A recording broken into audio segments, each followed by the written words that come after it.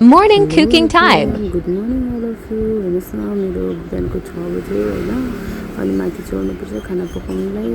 यो चाहिँ अचार बनाउनको लागि हो। जिरा, खोर्सानी, लसुन, अदुवा, अनि त्यहाँदेखिको हर्दी, अनि लास्टमा टमाटो। अनि यो चाहिँ अचार हो। यो चाहिँ मेरो छोराको बेस्ट अचार हो। यसलाई बनाइदिनुपर्छ डेली। अचार रेडी भयो। त्यसपछि खानालाई बसालेँ, मैले खाना बसालेँ।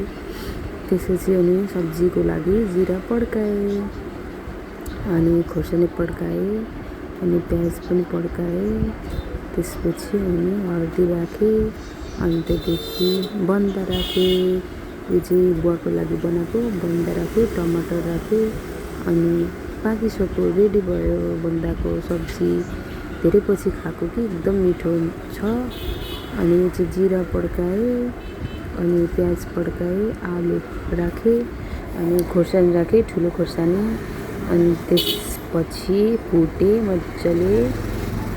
अनि त्यसपछि खरिनी बनाएँ, रातो रातो भयो। अनि कोपी हालेँ, अनि त्यहाँदेखि कोपी हालेपछि अनि मजाले चलाएँ, मजाले भुटेँ। अनि भुटिसकेपछि अनि अदुवा लसुनको पेस्ट, टमाटर राखेँ। अनि त्यहाँदेखि नानीहरूले खाजा पनि बनाइदिनु पऱ्यो नि त। अनि त्यसको लागि चाहिँ मैले यो सब्जी पाकिसकेपछि पानी बसालेँ। पानी बसालेपछि चाउचाउ पनि हालेँ।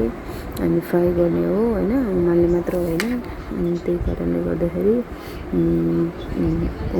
उम्लिन आँट्यो। अनि त्यसपछि मैले अनि कराई बसालेँ। त्यसपछि तेल हालेँ, जिरा हालेँ, लसुन पड्काएँ। अनि त्यसपछि लसुन पड्काएपछि अब म चलाउँछु। त्यसपछि रातो भएपछि प्याज हालेँ। प्याज हालिसकेपछि मैले मजाले भुटेँ। अनि यो टमाटर पनि हालेँ। ससेसवाला बनाउनु आँटेको, ससेस खालके। अनि चाउचाउ रेडी भयो। By by.